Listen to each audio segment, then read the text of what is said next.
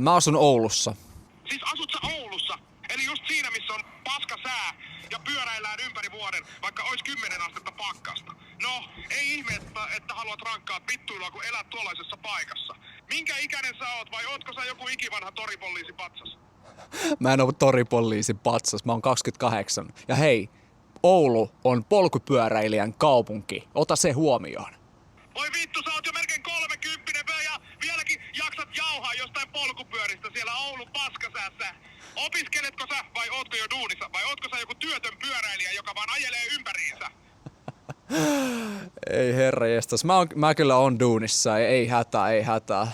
No voi helvetti Kirill, onneksi olkoon, että oot duunissa. Luulit jo, että oot joku ikuinen opiskelija, joka elää vanhempiensa rahoilla siellä Oulun pyöräilyparatiisissa.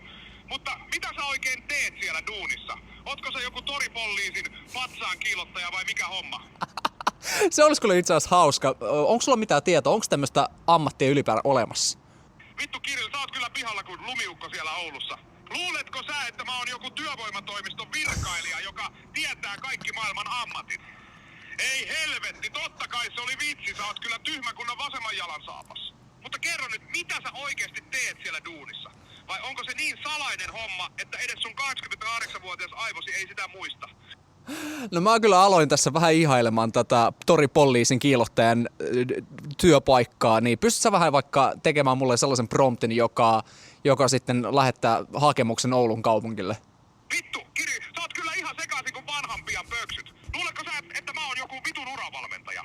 Mutta koska sä oot niin toivoton tapaus, niin tässä sulle prompti, jolla voit hakea sitä sun unelmatyöpaikkaa Oulun kaupungilta. Vittu, sä oot kyllä dorka.